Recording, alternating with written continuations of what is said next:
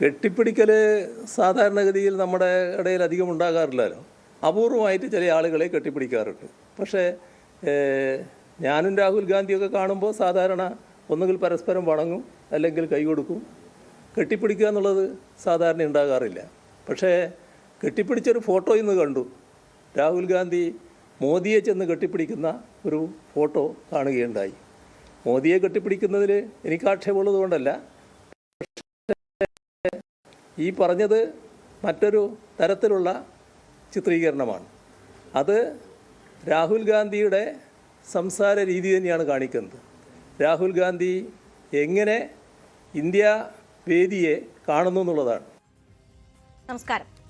India സഖ്യ യോഗത്തിൽ രാഹുൽ ഗാന്ധി നടത്തിയ പ്രസംഗത്തിന്റെ ഓഡിയോ കോൺഗ്രസ് പുറത്തുവിട്ടതിൽ സഖ്യത്തിൽ കടുത്ത ഭിന്നത. പിണറായി വിജയനെ ആലിംഗനം ചെയ്യാൻ തനിക്കാവില്ലെന്ന രാഹുലിന്റെ പരാമർശത്തിനെതിരെ ഇടതു നേതാക്കൾ ശക്തമായ വിമർശനമുയർത്തി രംഗത്തു വന്നു. വിമർശനത്തിൽ രാഹുൽ ഗാന്ധി രാഷ്ട്രീയ മാന്യതയും മര്യാദയും കാട്ടിയില്ലെന്ന് CPM general secretary MA Baby കുറ്റപ്പെടുത്തിയപ്പോൾ പാർലമെന്റിൽ പ്രധാനമന്ത്രി നരേന്ദ്രമോദിയെ രാഹുൽ ഗാന്ധി കെട്ടിപ്പിടിച്ച സംഭവം ഓർമ്മിപ്പിച്ചായിരുന്നു പിണറായിയുടെ മറുപടി. 3 മണിക്കൂർ നീണ്ട ചർച്ചകളിൽ നിന്ന് 9 മിനിറ്റുള്ള രാഹുലിന്റെ പ്രസംഗം മാത്രം പുറത്തുവിട്ട കോൺഗ്രസ് നടപടി അങ്ങേയറ്റം അനൌചിത്യമാണെന്ന് യോഗത്തിൽ പങ്കെടുത്ത ജോൺ ബ്രിട്ടാസ് MP കുറ്റപ്പെടുത്തി. വിമർശനങ്ങൾക്ക് മറുപടിയുമായി വന്ന സംഘടനാ ജനറൽ സെക്രട്ടറി KC വേണുഗോപാൽ സ്വന്തം മുഖം വികൃതമായതിന് CPM രാഹുലിനെ പഴിക്കുന്നതെന്തിനെന്ന് ചോദിച്ചത് വിവാദം ആളിക്കത്തിക്കുകയാണ്. BJPക്കെതിരെ പ്രതിരോധം തീർക്കാൻ ചേർന്ന ഇന്ത്യ മുന്നണിയുടെ യോഗത്തിലെ ചർച്ചകളാണ് മുന്നണിയെ ഉലയ്ക്കുന്ന വിവാദമായി വഴിമാറിയത്. മുന്നണിയുടെ ഐക്യത്തെ വിവാദം ബാധിക്കുമോ എന്നാണ് നമ്മൾ പരിശോധിക്കുന്നത്. എല്ലാ പ്രേക്ഷകർക്കും സ്വാഗതം.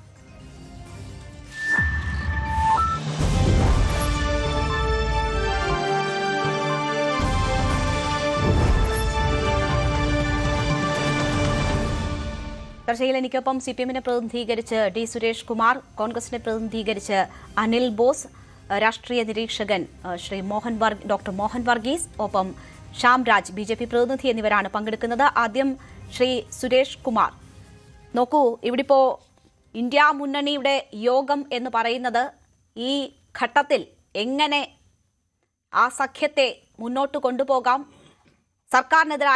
കേന്ദ്ര സർക്കാരിനെതിരായ പ്രതിരോധം തീർക്കാം എന്നതൊക്കെ ആലോചിക്കാൻ വേണ്ടിയായിരുന്നു.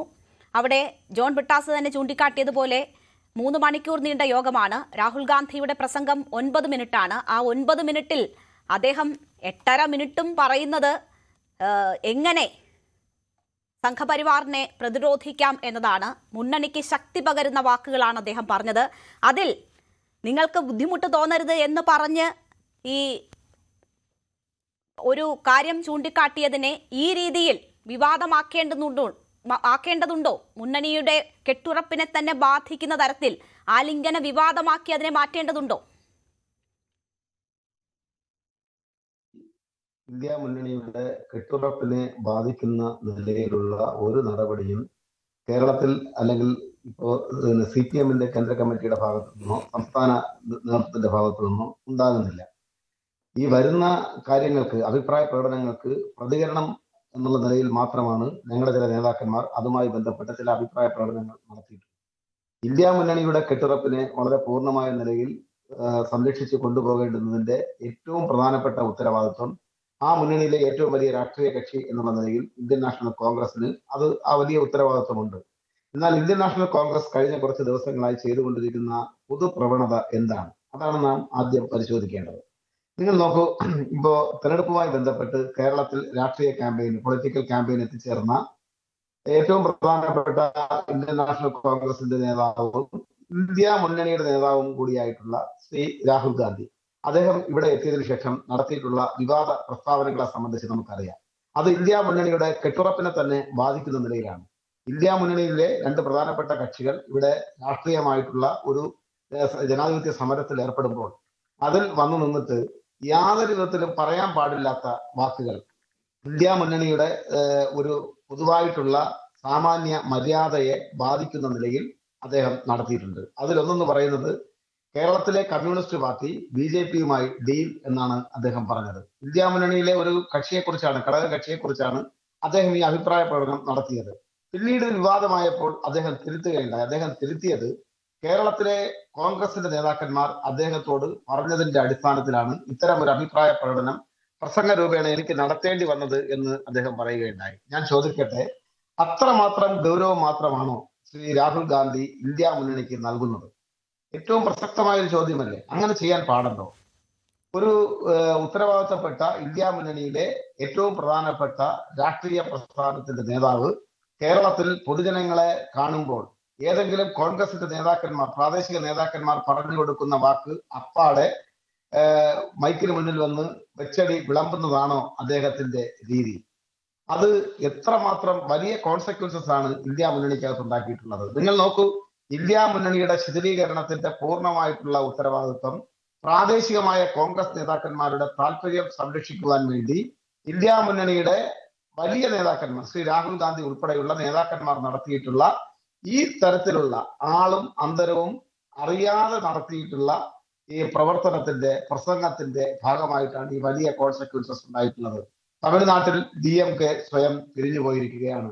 അതുപോലെ തന്നെ മറ്റെല്ലാ സ്റ്റേറ്റുകളിലും, ബീഹാറിൽ അടക്കം, ഡൽഹിയിൽ AAP എങ്ങനെയാ പോയത്? AAP പോയത് അവിടുത്തെ PCC പ്രസിഡന്റ് അദ്ദേഹം കൊടുത്ത പരാതിയുടെ അടിസ്ഥാനത്തിലാണ് ആം ആദ്മി പാർട്ടി നേതാവായിട്ടുള്ള അവിടുത്തെ മുഖ്യമന്ത്രിയായിട്ടുള്ള അരവിന്ദ് കെജ്രിവാളിനെയും ഉപമുഖ്യമന്ത്രി ശ്രീ മനീഷ് സിസോദിയെയും. തീർച്ചയായും ആ സാഹചര്യം ഒക്കെ നമുക്ക് മുന്നിലുണ്ട്. ശ്രീ സുരേഷ് കുമാർ, നോക്കൂ, ഈ രാഹുൽ ഗാന്ധിയുടെ ഈ പുറത്ത് വന്ന പ്രസംഗം തന്നെ തുടങ്ങുന്നത്, നിങ്ങൾക്ക് എന്നെക്കുറിച്ചോ അല്ലെങ്കിൽ കോൺഗ്രസ് പാർട്ടിയെക്കുറിച്ചോ എന്ത് വിമർശനം ഉണ്ടെങ്കിലും പറയാം, എന്ത് വിമർശനമുണ്ടെങ്കിലും സന്തോഷത്തോടെ സ്വീകരിക്കുമെന്ന് പറഞ്ഞുകൊണ്ടാണ് രാഹുൽ ഗാന്ധി സംസാരിച്ചു തുടങ്ങുന്നത് തന്നെ. അദ്ദേഹം പറയുന്നു, ഏത് ഭാഗത്തു നിന്നും എന്ത് വിമർശനവും സന്തോഷത്തോടെ സ്വീകരിക്കാൻ തയ്യാറാണ് എന്ന് പറയുന്നു. അത് എൻ്റെ ആത്മീയമായിട്ടുള്ള ഒരു കർത്തവ്യമായിട്ടാണ് താൻ കരുതുന്നത് എന്ന് പറയുന്നു. ഈ പ്രശ്നങ്ങളൊക്കെ പരിഹരിക്കാനും എങ്ങനെ മുന്നോട്ട് പോകണമെന്ന് തീരുമാനിക്കാനുമായിരുന്നുവല്ലോ ഈ യോഗം ചേർന്നത്. അതിൽ ആലങ്കാരികമായി സാഹചര്യങ്ങൾ വിശദീകരിച്ചുകൊണ്ട് രാഹുൽ ഗാന്ധി നടത്തിയ ഒരു പരാമർശം ഈ രീതിയിൽ ചർച്ച ചെയ്യപ്പെടുന്നത് ഏതെങ്കിലും തരത്തിൽ ഗുണം ചെയ്യുമോ? അല്ല, അത് ആ കാര്യം ചർച്ച ചെയ്യപ്പെടാതെ എങ്ങനെയാണ് മുന്നോട്ട് പോകാൻ കഴിയുന്നത്? അദ്ദേഹത്തിന്റെ ആലിംഗന രീതിയെ സംബന്ധിച്ച്, ഞാൻ ആലിംഗനം ചെയ്യത്തക്ക നിലയിലുള്ള ഒരു സൗഹൃദം എനിക്ക് ശ്രീ പിണറായിയുമായിട്ട് ഇല്ല എന്ന് പറയുമ്പോഴും അദ്ദേഹം പറയുന്നത് രാഷ്ട്രീയ വൈരുദ്ധ്യത്തിന്റെ ഏറ്റവും മൂർച്ചയേറിയ ചില വാക്കുകളാണ് അവിടെ പ്രയോഗിക്കുന്നത്. അദ്ദേഹത്തിന് ശ്രീ നരേന്ദ്രമോദിയെ ആലിംഗനം ചെയ്യുന്നതിന് യാതൊരുവിധ മടിയുമില്ല എന്ന് അദ്ദേഹം ഇന്ത്യൻ പാർലമെന്റിനകത്ത് ഇന്ത്യയുടെ ജനാധിപത്യത്തെ നോക്കി അദ്ദേഹം നടത്തിക്കഴിഞ്ഞൊരു കാര്യമല്ലേ? അപ്പൊ അദ്ദേഹം എന്തിനാണ് ഇത്രമാത്രം ചെറുതാകുന്നത്? ഇന്ത്യ മുന്നണിയിലെ ഒരു നേതാവ്, ഏറ്റവും പ്രധാനപ്പെട്ട നേതാക്കളിൽ ഒരാളായിട്ടുള്ള, ഭാവി ഇന്ത്യ വളരെ പ്രതീക്ഷയോടുകൂടി നോക്കിക്കാണുന്ന ഇന്ത്യ മുന്നണിയുടെ നേതാവ് ഇത്രമാത്രം തരം താഴാൻ പാടുണ്ടോ? എത്രമാത്രം അദ്ദേഹം ചെറുതായി പോകുന്നു? അദ്ദേഹത്തിന്റെ പിന്നിൽ നിന്നുകൊണ്ട് ആർപ്പുവിളിയോടുകൂടി കമ്മ്യൂണിസ്റ്റ് പാർട്ടിയെ തികഴ്ത്തി സംസാരിക്കാൻ പ്രേരിപ്പിക്കുന്ന ആളുകൾ ചിലപ്പോൾ അദ്ദേഹത്തെ ഈ കാര്യങ്ങളിൽ പ്രോത്സാഹിപ്പിച്ചുകൊണ്ടേയിരിക്കുന്നുണ്ടാവാം. അത് പക്ഷെ അതല്ലല്ലോ അദ്ദേഹം കാണേണ്ടത്. അദ്ദേഹം ഇരിക്കുന്ന കസേരയുടെ വലിപ്പവും അദ്ദേഹം നോക്കേണ്ടുന്നതല്ലേ?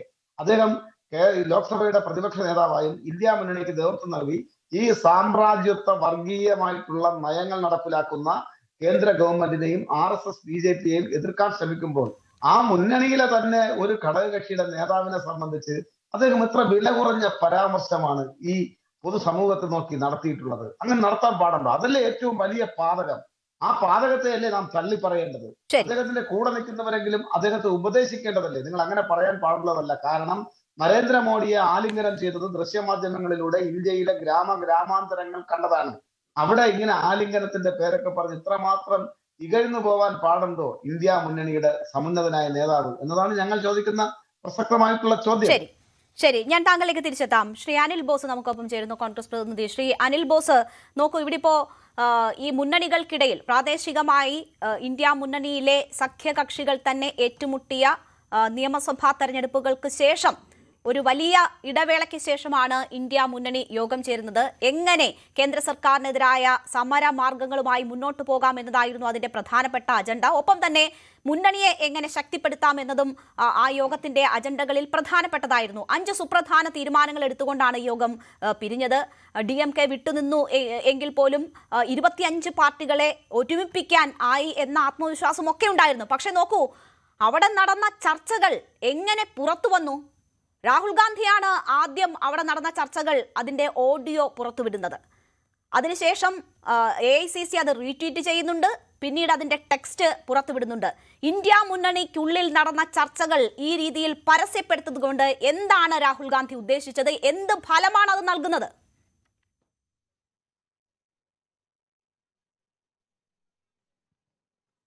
ഇവിടെ ആലിംഗന വിവാദം,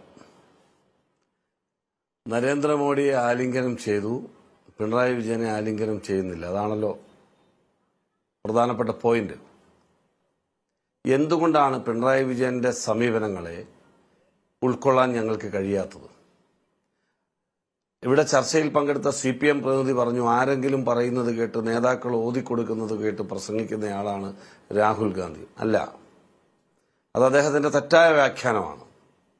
ഒരു ദേശീയ തലത്തിൽ പ്രവർത്തിക്കുന്ന ഒരു നേതാവ് കേരളത്തിലേക്ക് വരുമ്പോൾ, അത് രാഹുൽ ഗാന്ധിയല്ല മറ്റൊരു നേതാവാണെങ്കിലും വരുമ്പോൾ, ഇവിടുത്തെ സ്റ്റേറ്റ് ലീഡർഷിപ്പിനോട് കേരളത്തിലെ രാഷ്ട്രീയ സാഹചര്യങ്ങൾ ചോദിക്കും. പാർട്ടി എടുക്കുന്ന നിലപാടുകൾ ബോധ്യപ്പെടുകയും അതിനനുസരിച്ചാണ് സംസാരിക്കുന്നത്. അതും കൂടി ഉൾക്കൊണ്ടുകൊണ്ടാണ് സംസാരിക്കുക. അങ്ങനെയാണ് എല്ലാ പാർട്ടികളും എന്നാണ് എന്റെ വിചാരം. അല്ലാതെ എവിടുന്നെങ്കിലും വന്ന് എന്തെങ്കിലും പറഞ്ഞു പോവുക എന്നുള്ളതല്ല. കേരളത്തിലെ രാഷ്ട്രീയ സാഹചര്യത്തിൽ നാം കാണേണ്ടത്, BJP എന്ന് പറയുന്ന രാഷ്ട്രീയ പാർട്ടിക്കെതിരായി രാജ്യം മുഴുവൻ വെറുപ്പിന്റെ കമ്പോളത്തിൽ സ്നേഹത്തിന്റെ കട തുറക്കുക എന്ന സ്ലോഗൻ ഉയർത്തിക്കൊണ്ട് രാഹുൽ ഗാന്ധി നടത്തിയ ഒരു ഭാരത് ജോഡോ യാത്രയുണ്ട്, ഇല്ലേ? ഇന്ത്യ സഖ്യത്തിന്റെ ഭാഗമായി നിന്നവരാണല്ലോ CPM. എന്ത് സമീപനമാണ് രാഹുൽ ഗാന്ധിയുടെ യാത്രയെക്കുറിച്ച്, ഭാരത് ജോഡോ യാത്രയെക്കുറിച്ച് സ്വീകരിച്ചത്? കണ്ടെയ്നർ യാത്ര എന്ന് വിളിച്ച് ആക്ഷേപിച്ചതാരാ? കേരളത്തിലേക്ക് കന്യാകുമാരിയിൽ നിന്ന് കടന്നു വരുമ്പോൾ അതിന്റെ യാത്ര തടസ്സപ്പെടുത്തുന്നതിന് നേതൃത്വം നൽകിയതാരാ? BJP ആണോ? അല്ലല്ലോ.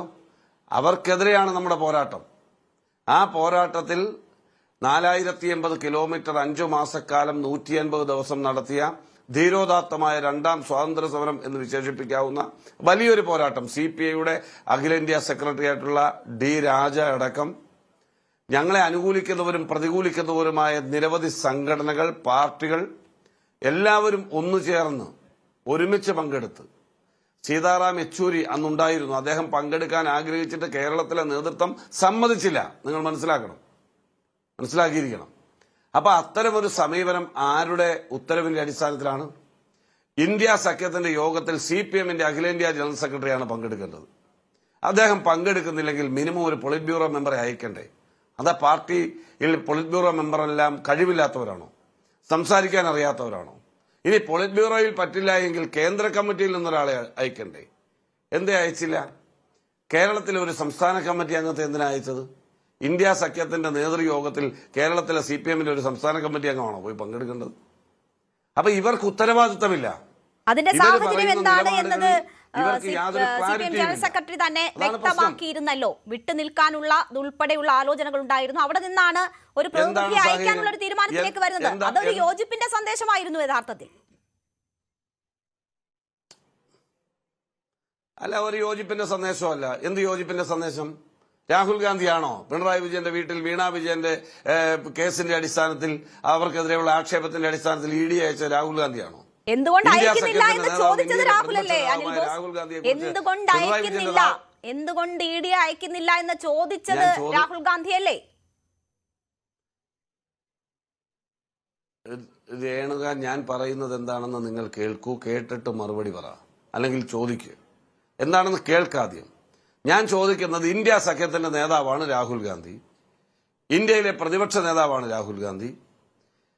വീണ വിജയന്റെ പേരിൽ ED വന്ന് കയറുമ്പോൾ രാഹുൽ ഗാന്ധിക്ക് സന്തോഷമായി. രാഹുൽ ഗാന്ധി പറഞ്ഞിട്ടാണ്, VD സതീശൻ പോയി കണ്ടിട്ടാണ് എന്ന് പറയുന്ന രാഷ്ട്രീയം എന്ത് സതുദ്ദേശത്തോടു കൂടിയാണ്?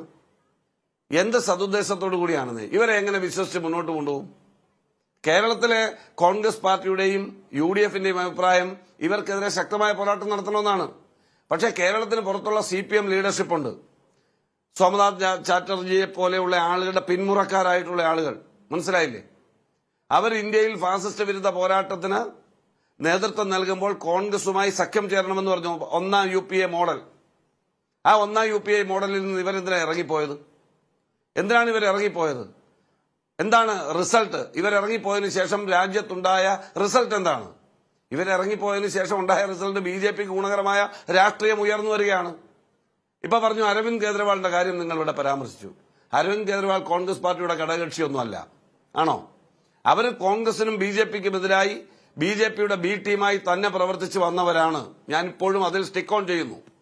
വന്നതിന് ശേഷം ഒരു ഘട്ടത്തിലും Indian National Congress B J പിക്കെതിരെ പോരാട്ടം നടത്തുമ്പോൾ ഡൽഹിയിൽ നടന്ന സമരത്തിൽ പോലും ഡൽഹി മുഖ്യമന്ത്രി പങ്കെടുത്തിട്ടില്ല. അന്നത്തെ മുഖ്യമന്ത്രി കേജ്രിവാൾ പങ്കെടുത്തിട്ടില്ല. അദ്ദേഹത്തിനെതിരെ അവിടുത്തെ PCC പ്രസിഡന്റ് പരാതി കൊടുത്തു എന്ന് ഇവിടെ ചൂണ്ടിക്കാണിച്ചു. ശരിയാണെന്നേ, അതിന് തർക്കമൊന്നുമില്ല.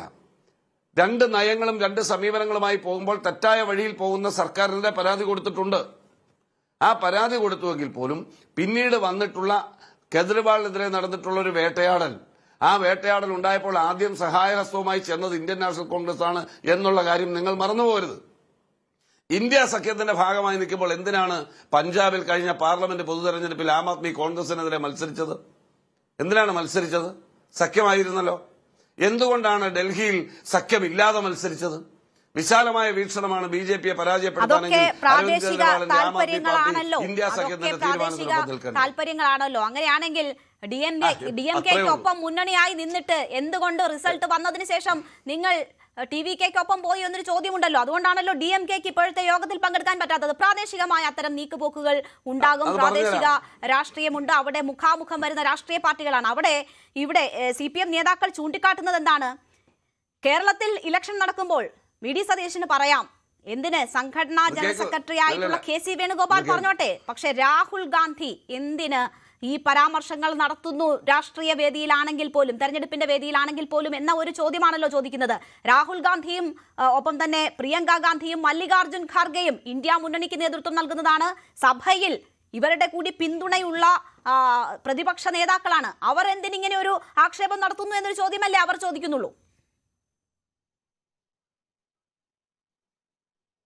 രണ്ട് കാര്യം പറയുമ്പോൾ ഇടപെടരുത് എന്ന് പറഞ്ഞുകൊണ്ട് ഞാൻ സംസാരിക്കുകയാണ്. ഒന്ന്, ഐക്യ ജനാധിപത്യ മുന്നണിയുടെ സ്ഥാനാർത്ഥിയായി കൈപ്പത്തി ചിഹ്നത്തിൽ കേരളത്തിൽ മത്സരിച്ച് MP ആയ നേതാവിന്റെ പേരാണ് രാഹുൽ ഗാന്ധി. അറിയാമോ നിങ്ങൾക്ക്?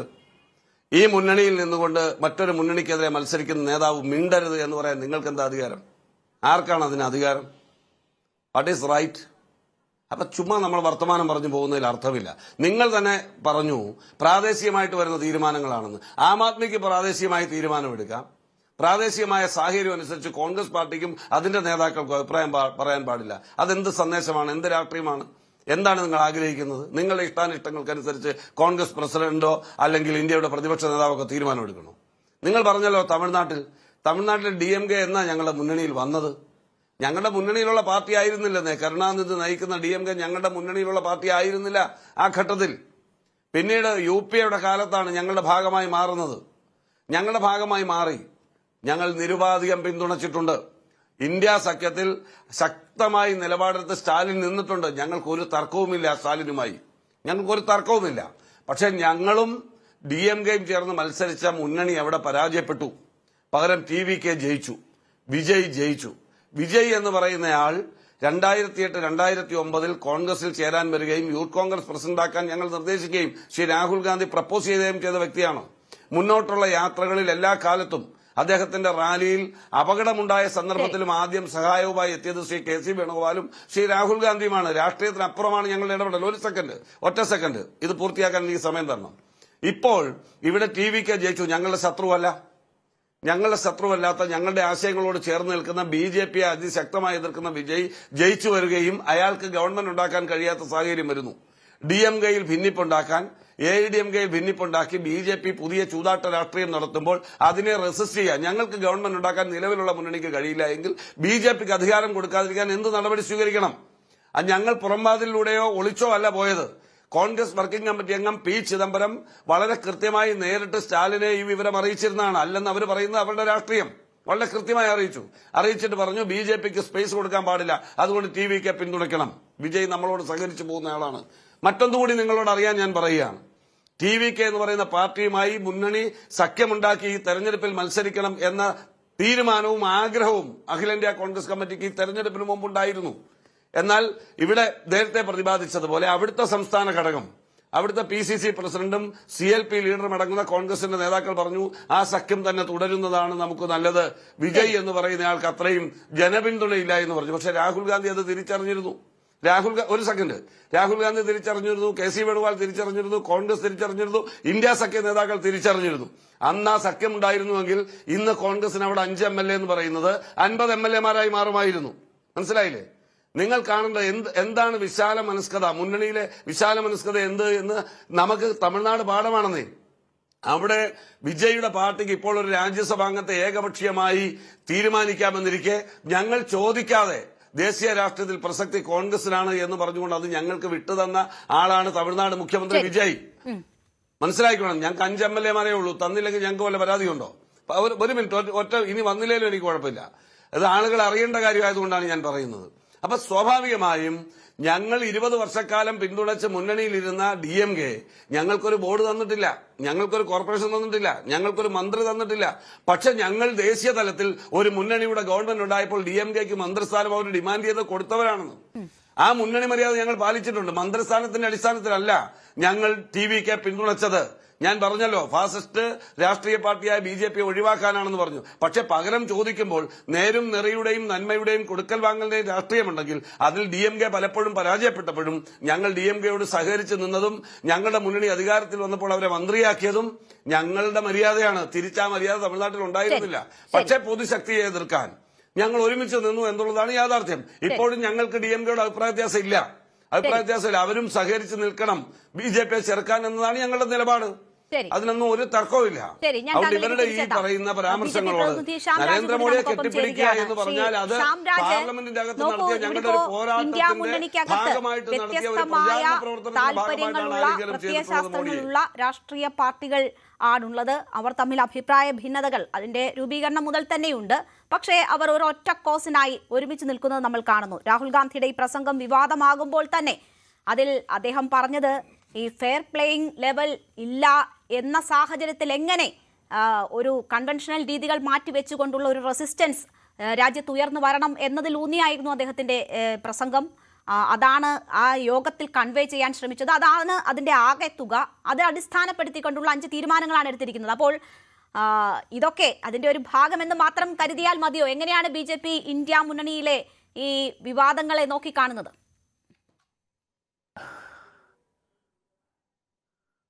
രേണുക, ഞാനിപ്പോൾ ഈ ചർച്ചയിൽ അധികം എന്തെങ്കിലും പറയേണ്ടതുണ്ട് എന്നെനിക്ക് തോന്നുന്നില്ല. കാരണം ഇപ്പോൾ എന്താണ് ഈ മുന്നണിയുടെ അവസ്ഥ എന്ന് LDFന്റെയും UDFന്റെയും പ്രതിനിധികൾ ഇവിടെ ഇരുന്ന് പറയുമ്പോൾ തന്നെ മനസ്സിലാക്കാവുന്നതേ ഉള്ളൂ. അപ്പം അങ്ങനെ ഈ പറയുന്ന ആൾക്കാർക്കിടയിലേക്ക് അവരുടെ ഭാവിയും ഭൂതവും എന്താണെന്ന് ഞാൻ പ്രത്യേകിച്ച് പറയേണ്ട ആവശ്യമില്ല. ഇപ്പോൾ കാണുന്ന ആളുകൾ മനസ്സിലാക്കിക്കൊള്ളട്ടെ. നോക്കൂ, ഇത് NDAയെ സംബന്ധിച്ചിടത്തോളം BJPയെ സംബന്ധിച്ചിടത്തോളം ഈ ഇന്ത്യ മുന്നണി എന്ന് പറയുന്ന അല്ലെങ്കിൽ ഇന്ത്യ സഖ്യം എന്ന് പറയുന്ന അത്ര വലിയ പ്രശ്നമായിട്ട് കരുതിയിട്ടില്ല, കരുതുന്നുമില്ല. കാരണം അത് ഞങ്ങളെ അങ്ങനെ രാഷ്ട്രീയത്തിൽ ഒരു മുന്നണിയെ വില കുറിച്ച് കാണുന്നതോ ഏതെങ്കിലും ഒരു രാഷ്ട്രീയ പാർട്ടിയെ വില കുറിച്ച് കാണുന്നതൊന്നുമല്ല. നിങ്ങളിപ്പോൾ ഒരു യാഥാർത്ഥ്യ ബോധത്തോടുകൂടി സംസാരിച്ചു നോക്കി. ഇപ്പോൾ പലപ്പോഴും ഇപ്പോൾ ഈ ചർച്ചയിൽ തന്നെ എടുത്തു നോക്കും. ഇപ്പോൾ വ്യക്തിപരമായിട്ട് കുറ്റം പറയുന്നില്ല. ഇപ്പോൾ ഈ ചർച്ച കണ്ട ഒരാൾക്ക് തോന്നുക ഈ മുന്നണി നിലനിൽക്കണമെന്ന് ഏറ്റവും കൂടുതൽ ആഗ്രഹം ഈ മുന്നണിക്കകത്തുള്ള 2 കക്ഷികളെക്കാൾ കൂടുതൽ രേണുവയ്ക്കാന്ന് തോന്നുന്നു. അത് ഞാൻ വേറെ രീതി നെഗറ്റീവായിട്ട് പറഞ്ഞല്ലോ. പക്ഷേ ആ ചർച്ച കാണുമ്പോഴത്തെ ഒരു അവസ്ഥയാണ് എന്ന് പറഞ്ഞാൽ അതിൻ്റെ അർത്ഥം ഇവർക്ക് ഈ ഇവിടെ ഇരിക്കുന്ന ആളുകൾക്ക് പോലും ഒരുമിച്ച് യോജിക്കാൻ വേണ്ടി പറ്റുന്നില്ലെന്ന്. ഇതിനകത്ത് വളരെ രസകരമായിട്ടുള്ള കാര്യങ്ങൾ എനിക്ക് തോന്നുന്നു. ഒന്ന് നോക്കൂ, ഇപ്പോൾ തമിഴ്നാട്ടിൽ എന്താണ് സംഭവിച്ചത്? കഴിഞ്ഞ 10-15 വർഷമായിട്ട് കോൺഗ്രസിനോടൊപ്പം കോൺഗ്രസിനെ വിജയിപ്പിച്ച കോൺഗ്രസിന് 5 MLA-മാരാണ് ഇവിടെ തമിഴ്നാട്ടിലുള്ളത്. ആ 5 പേരും ജയിച്ചു എന്ന് പറയുന്നത് അവിടെ സ്റ്റാലിൻ്റെ പടം വച്ചിട്ട് സ്റ്റാലിൻ്റെ DMKയുടെ ആളുകൾ പോയിട്ട് കോൺഗ്രസിൻ്റെ പോസ്റ്റർ ഒട്ടിച്ചിട്ടാണെങ്കിൽ 5 പേര് ജയിച്ചിട്ടുള്ളത്. ആ 5 പേര് ജയിച്ചു കഴിഞ്ഞപ്പോൾ ഉടനെ എന്ത് ചെയ്തു? കോൺഗ്രസ്സുകാർ ഇവരെ DMKയുടെ പിന്നിൽ നിന്ന് കുത്തിയിട്ട് നേരെ TVKയുടെ ഒപ്പം പോയി. ആ DMKക്കാരുടെ കലിപ്പ് നിങ്ങളെന്ന് ആലോചിച്ച് നോക്കും. ഞങ്ങൾക്ക് അവരുടെ കൂടെ ഇരിക്കാൻ വേണ്ടിയിട്ട് പോലും താല്പര്യമില്ലെന്നാണ് പറഞ്ഞത്. അത് ലോക്സഭയിൽ ഈ കോൺഗ്രസ് MPമാരുടെ കൂടെ ഇരിക്കാൻ വേണ്ടിയിട്ട് പോലും താല്പര്യമില്ല. പിന്നിൽ നിന്ന് കുത്തുന്ന ചതിയന്മാരാണ് കോൺഗ്രസ്സുകാരെന്ന് പറഞ്ഞത്. കഴിഞ്ഞ 10-15 കൊല്ലം ഒരുമിച്ച് ഇവിടെ ഈ കോൺഗ്രസിൻ്റെ ഒപ്പം ഇരുന്ന സനാതന ധർമ്മത്തെയൊക്കെ ഉന്മൂലനം ചെയ്യണമെന്നൊക്കെ പറഞ്ഞാൽ സ്റ്റാലിൻ്റെ പാർട്ടിയാണ്. ഇപ്പം അതാണ് തമിഴ്നാട്ടിലെ അവസ്ഥ. ഇനി നിങ്ങൾ മറ്റു സംസ്ഥാനങ്ങളിലേക്ക് എടുത്ത് വയ്ക്കും. മറ്റേ വെസ്റ്റ് ബംഗാളിലെ അവസ്ഥ എന്താണ്? വെസ്റ്റ് ബംഗാളിൽ ഇവർ പണ്ടേ ഇല്ല, ഇപ്പോൾ വന്നിട്ട് മമതാ ബാനർജി ഇല്ലാതായിരിക്കുകയാണ്. ഇനി ജാർഖണ്ഡിലെ അവസ്ഥ എന്താണ്? ജാർഖണ്ഡിൽ അവിടെ JMMുമായിട്ട് പൊരിഞ്ഞ പോരാട്ടമായിരുന്നു. ഇവർ JMMുമായിട്ട് ചർച്ച ചെയ്യാതെ ഇവരുടെ നേതാക്കന്മാരുടെ തന്നെ ഓഫീസിൽ പ്രവർത്തിക്കുന്ന നേതാക്കളെ പിടിച്ചിട്ട് സ്ഥാനാർത്ഥിയാക്കി എന്ന് പറഞ്ഞുകൊണ്ട് അവിടെ വലിയ യുദ്ധമായിരുന്നു. ഇവിടെ ഏത് സംസ്ഥാനത്താണ് എവിടെയാണ് ഈ മുന്നണി ഉള്ളതെന്നേ? ഇപ്പോൾ DMK മാറിപ്പോയിരിക്കുന്നു, തൃണമൂൽ കോൺഗ്രസ് ഏകദേശം ഇല്ലാതായിരിക്കുന്നു. മഹാരാഷ്ട്രയിൽ വലിയ പ്രശ്നം നടന്നുകൊണ്ടിരിക്കുക. മഹാരാഷ്ട്രയിൽ ശിവസേന ഉദ്ധവ് താക്കറയുടെ അവരുടെ ഗ്രൂപ്പിൽ തന്നെ വലിയ പ്രശ്നം നടന്നുകൊണ്ടിരിക്കുകയാണ്. അപ്പോൾ അങ്ങനെ നോക്കുമ്പോൾ ഇത് എവിടെയാണുള്ളത് എന്ന് മാത്രമല്ല, ഈ ഇന്ത്യ സഖ്യത്തിന്, ഈ ഇന്ത്യ മുന്നണിക്ക് തുടക്കം കുറിച്ച ആദ്യത്തെ മീറ്റിംഗ് നടന്ന, ആ മീറ്റിംഗ് വിളിച്ചു ചേർത്ത പാറ്റ്നയിൽ 2023 ആ മീറ്റിംഗ് വിളിച്ചു ചേർത്ത നിതീഷ് കുമാർ ഇപ്പോൾ എവിടെയാ? അദ്ദേഹം ഞങ്ങളുടെ ഒപ്പമാണ്. ആ പാറ്റ്ന തലസ്ഥാനമായിട്ടുള്ള ബീഹാർ ഭരിക്കുന്നത് BJP ആണ്. അപ്പോൾ ഇത്രയുള്ള ഇവരുടെ ഈ സഖ്യമെന്ന് പറയുന്നത്, അതിനകത്ത് എനിക്കൊന്നും പറയാൻ വേണ്ടില്ല. കാരണം ഞങ്ങൾ ഇതിനെ സസൂക്ഷ്മം നിരീക്ഷിക്കുന്നു. തീർച്ചയായിട്ടും എന്താണ് ഇവരുടെ പ്രവർത്തനങ്ങളെന്ന് ഞങ്ങൾ നോക്കുന്നു. പക്ഷേ അതിനപ്പുറത്തേക്ക് ഈ ഒരു സംവിധാനത്തിനകത്ത് ഒരു കെട്ടുറപ്പില്ല എന്നുള്ളത് യാഥാർത്ഥ്യമാണ്. ഒരു പുറത്തു നിന്ന് ഒരു പൊളിറ്റിക്കൽ പാർട്ടിയുടെ മെമ്പർ എന്നതിനപ്പുറത്തേക്ക് പുറത്തു നിന്ന് ചിന്തിക്കുമ്പോൾ, അല്ല നോക്കി കാണുമ്പോൾ ഈ ഒരു മുന്നണിക്കകത്ത് ഒരു ഐക്യമില്ല എന്ന്. ഇപ്പോൾ ഓർത്ത് നോക്കിപ്പോൾ എന്തൊക്കെ പ്രശ്നം ഉണ്ടാക്കുന്നത്. നരേന്ദ്രമോദിയെ കെട്ടിപ്പിടിച്ച് എന്തിനാ രാഹുൽ ഗാന്ധി എന്നൊക്കെയാണ് CPM ചോദിക്കുന്നത്. അദ്ദേഹത്തിൻ്റെ ആ ഒരു കരിഷ്മ കണ്ടപ്പോൾ, ലീഡർഷിപ്പ് ക്വാളിറ്റി കണ്ടപ്പോൾ ഏതൊരാൾക്കും ബഹുമാനം തോന്നിയിട്ടുണ്ടാവും. അങ്ങനെ രാഹുൽ ഗാന്ധി അറിഞ്ഞോ അറിയാതെ പോയി കെട്ടിപ്പിടിച്ച് കാണും. ഇപ്പോൾ മറ്റേ പിണറായി വിജയനെ കണ്ടപ്പോഴത്തേക്ക് ഇദ്ദേഹത്തിന് കെട്ടിപ്പിടിക്കാൻ തോന്നിയിട്ടുണ്ടാവില്ല. അതിന് ഞങ്ങളെന്ത് ഉത്തരം പറയാനാണെന്ന്. അതൊക്കെ ഓരോ വ്യക്തികളുടെ കരിഷ്മയോടെ ലീഡർഷിപ്പും അവരെ കഴിഞ്ഞില്ല ചെയ്യുന്ന ആളുകളൊക്കെയാണ്. അപ്പോൾ അത് മാത്രമാണ് ഞങ്ങൾക്ക് ഇതിനകത്ത് നോക്കാൻ വേണ്ടിയിട്ടുള്ളത്. പക്ഷേ ഞങ്ങൾ സസൂക്ഷ്മം നിരീക്ഷിച്ച് തന്നെ ഇരിക്കുകയാണ് ഇവരെന്താണ് ചെയ്യുന്നതെന്ന്. എന്തായാലും ഇവരെ നന്നാക്കണമെന്ന് ഞങ്ങൾക്ക് ഉദ്ദേശമില്ലല്ലോ. ഇവരിങ്ങനെ തന്നെ ആവണം എന്നാണ് ഞങ്ങൾ ആഗ്രഹിക്കുന്നത്. ബാക്കിയെല്ലാം വരുന്ന വഴികളിൽ കാണാം എന്നുള്ളത് മാത്രമേ എനിക്കിപ്പോൾ പറയാൻ വേണ്ടിയിട്ടുള്ളൂ. എന്തായാലും പാർലമെന്റിൽ, ലോക്സഭയിൽ അന്ന് രാഹുൽ ഗാന്ധി പ്രധാനമന്ത്രിയെ കെട്ടിപ്പിടിച്ചതിന് ശേഷം ഒന്ന് കണ്ണിറുക്കി കാണിക്കുക കൂടി ചെയ്തിട്ടുണ്ടായിരുന്നു. അതിൽ എല്ലാം വ്യക്തവുമായിരുന്നു. എന്തുകൊണ്ട് ആ ഹഗിങ് എന്നുള്ളത് വ്യക്തവുമായിരുന്നു. ഡോക്ടർ മോഹൻ വർഗീസ്, ഇവിടെ ഇപ്പോൾ പ്രധാനമന്ത്രിയെ കെട്ടിപ്പിടിക്കുന്ന, സ്നേഹത്തിന്റെ കട തുറക്കുന്ന രാഹുൽ ഗാന്ധിക്ക് എന്തുകൊണ്ട് പിണറായിയെ കെട്ടിപ്പിടിക്കാൻ വയ്യ? അത് തുറന്നു പറയുന്നു. അത് യോഗത്തിൽ പറഞ്ഞു, അത് ഈ രീതിയിൽ ചർച്ചയായില്ല. പക്ഷേ ആ ഓഡിയോ ക്ലിപ്പ് രാഹുൽ ഗാന്ധി തന്നെ പുറത്തുവിട്ടതാണ് ഇപ്പോൾ വലിയ വിവാദമായിരിക്കുന്നത്. അങ്ങനെ ഒരു ഓഡിയോ ക്ലിപ്പ് വന്നാൽ സ്വാഭാവികമല്ലേ ഈ പ്രതികരണം? എവിടെയാണ് ഇവിടെ വീഴ്ച സംഭവിച്ചിരിക്കുന്നത്? ഇത് അനാവശ്യ വിവാദമാണോ? മുന്നണിയുടെ കെട്ടുറപ്പിനെ ഇത് എങ്ങനെ സ്വാധീനിക്കുമെന്ന് താങ്കൾ കരുതുന്നു? വിവാദം അനാവശ്യമാണ് എന്ന കാര്യത്തിൽ യാതൊരു തർക്കവുമില്ല ശ്രീമതി രേണുക. പക്ഷേ ഇതിൻ്റെ ഒരു പശ്ചാത്തലമുണ്ട്. നരേന്ദ്രമോദിയെ 2018 പാർലമെൻറ്റിനുള്ളിൽ വെച്ച് രാഹുൽ ഗാന്ധി പരസ്യമായി ആലിംഗനം ചെയ്യുന്ന ഒരു ഒപ്റ്റിക്സ്, അതിന് പിന്നിൽ ഒരു സങ്കേതമുണ്ട്, ഒരു സങ്കല്പമുണ്ട്. അതായത് ഈ രാഹുൽ ഗാന്ധി ഉയർത്തുന്ന ഒരു സങ്കല്പമാണല്ലോ വെറുപ്പിൻ്റെ കമ്പോളത്തിൽ സ്നേഹത്തിൻ്റെ കട തുറക്കുക എന്നത്. അതുകൊണ്ട് തങ്ങൾക്ക് വ്യക്തിപരമായി ആരോടും വിദ്വേഷമില്ല എന്നതിൻ്റെ ഒരു സിംബോളിക് എക്സ്പ്രഷൻ എന്ന നിലയിലാണ് രാഹുൽ ഗാന്ധി അത് ചെയ്തത് എന്ന ന്യായീകരണമാണ് കോൺഗ്രസ്സുകാർ പറഞ്ഞിരുന്നത് എക്കാലത്തും. ഇപ്പോഴും അതുതന്നെയാണുള്ളത്. മറുവശത്ത് കഴിഞ്ഞ ദിവസം നടന്ന ഇന്ത്യ മുന്നണിയുടെ യോഗത്തിൽ ശ്രീ രാഹുൽ ഗാന്ധിയുടെ പ്രസംഗത്തിനുള്ളിൽ, അതിനിടയിൽ ശ്രീ പിണറായി വിജയനെ താൻ ആലിംഗനം ചെയ്യാൻ ഉദ്ദേശിക്കുന്നില്ല എന്ന് പറയുന്നതിന് ഒരു കാൽപ്പനിക സ്വഭാവമാണ് ഞാൻ കണ്ടത്. അതിനർത്ഥം ഫിസിക്കലി ആലിംഗനം ചെയ്യുക എന്നതല്ല. അതിലൊന്നും ഒരു അർത്ഥമില്ലാത്ത കാര്യങ്ങളല്ലേ. ഈ ഫിസിക്കൽ ആലിംഗനം എന്നതൊക്കെ ഒരു ഒപ്റ്റിക്സിന് വേണ്ടി മാത്രം ചെയ്യുന്ന ഒരു കാര്യമല്ലേ.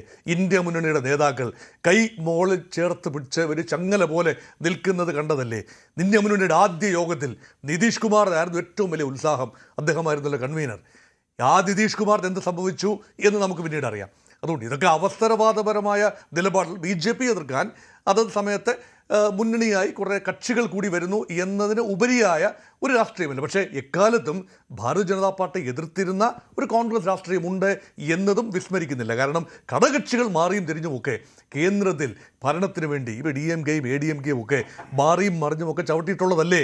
ഇപ്പം ജയലളിതയുടെ നോമിനീസ് അവിടെ ഉണ്ടായിരുന്നതല്ലേ, കേന്ദ്രത്തിൽ ഭരണത്തിലുണ്ടായിരുന്നതല്ലേ. എന്തിന് ഈ CPM പോലും ഒരു നേരിട്ടല്ല എങ്കിൽ പോലും ബാന്ധവം ഉണ്ടായിരുന്നതല്ലേ അടിയന്തരാവസ്ഥ കാലത്തും അതിനുശേഷവുമൊക്കെ. കോൺഗ്രസ് വിരുദ്ധ മുന്നണിയിൽ ഒരുമിച്ച് വന്നില്ല എങ്കിൽ പോലും ആ കോൺഗ്രസ് വിരുദ്ധ മുന്നണിയെ പിന്നിൽ നിന്നുകൊണ്ട് സഹായിച്ച ഒരു പാരമ്പര്യം CPM-നുണ്ട്. അതുകൊണ്ട് രാഷ്ട്രീയത്തിൽ അതത് സമയത്തെ പ്രബല ശക്തിയെ എതിർക്കാനായി പ്രായോഗികമായ ചില കൂട്ടായ്മകൾ ഉണ്ടാവും. അതിൽ ഒന്ന് ഇപ്പോൾ UPA അല്ലെങ്കിൽ ഇപ്പോഴത്തെ രൂപമായ ഇന്ത്യ മുന്നണിയാണ്. അവിടെ സംസ്ഥാന തലത്തിൽ ഒരു രാഷ്ട്രീയമുണ്ട്, ദേശീയ തലത്തിൽ മറ്റൊരു രാഷ്ട്രീയമുണ്ട്. സംസ്ഥാന തലത്തിൽ ഇവിടെ നോക്കൂ എന്താണ് സംഭവിക്കുന്നത്. ശ്രീ പിണറായി വിജയൻ കേരളത്തിൻ്റെ മുൻ മുഖ്യമന്ത്രിയാണ്, ഇപ്പോഴത്തെ പ്രതിപക്ഷ നേതാവാണ്. അദ്ദേഹത്തോട് തീർച്ചയായും ഒരു അകലം പാലിക്കുന്നതാണ് കോൺഗ്രസ്സിന് UDF നല്ലത്. കാരണം UDF രാഷ്ട്രീയം അങ്ങനെയാണ്. ഇവിടെ BJP വിരുദ്ധത മാത്രമല്ല, CPM വിരുദ്ധതയിലാണ് കോൺഗ്രസ് പാർട്ടിക്കും UDF വോട്ടുകൾ ലഭിക്കുന്നത്. ശ്രീ പിണറായി വിജയനെ അറ്റാക്ക് ചെയ്യുന്നതിലൂടെ ലഭിച്ച ഒരു ജനകീയ അംഗീകാരം കൂടിയായിരുന്നു UDF മിന്നുന്ന വിജയം. 102 സീറ്റുകൾ ലഭിച്ചു എന്ന് പറയുമ്പോൾ അത് കോൺഗ്രസിന്റെ ഈ ഇന്ദിരാ ഗ്യാരണ്ടി മാത്രം കണ്ടിട്ടല്ല ജനം വോട്ട് ചെയ്തത്. ഒരു പരിധിവരെ ഭരണവിരുദ്ധ വികാരമുണ്ടായിരുന്നു. അതിന്റെ കുന്തമുനയായി നിന്നത് ശ്രീ പിണറായി വിജയനാണ്.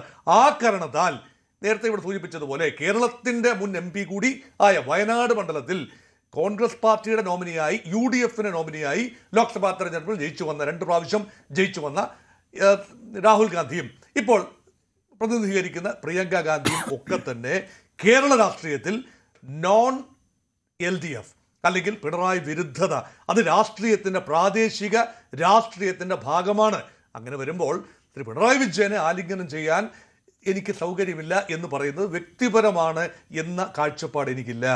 അതിൻ്റെ അർത്ഥമൊന്നുമില്ല. ആലിംഗനം എന്ന വ്യക്തിപരമല്ല, വ്യക്തിപരമായ കാര്യത്തല്ല, രാഷ്ട്രീയമായ വിയോജിപ്പ് പ്രാദേശിക തലത്തിൽ നിലനിർത്തിക്കൊണ്ട് തന്നെ ദേശീയ തലത്തിൽ മുഖ്യ ശത്രുവിനെ ഒരുമിച്ച് എതിർക്കാം എന്ന പോയിന്റ് ഇലസ്ട്രേറ്റ് ചെയ്യാൻ വേണ്ടി രാഹുൽ ഗാന്ധി അത് ചെയ്തു എന്ന് വിശ്വസിക്കാനാണ് ഞാനിപ്പോൾ കാണുന്നത്. കാരണം ഈ 9 മിനിറ്റ് വീഡിയോ എന്തിന് അത് മാത്രമായി പുറത്ത് വിട്ടു എന്നത് ഇപ്പോഴും എത്ര ആലോചിച്ചിട്ടും രേണുക മനസ്സിലാവുന്നില്ല.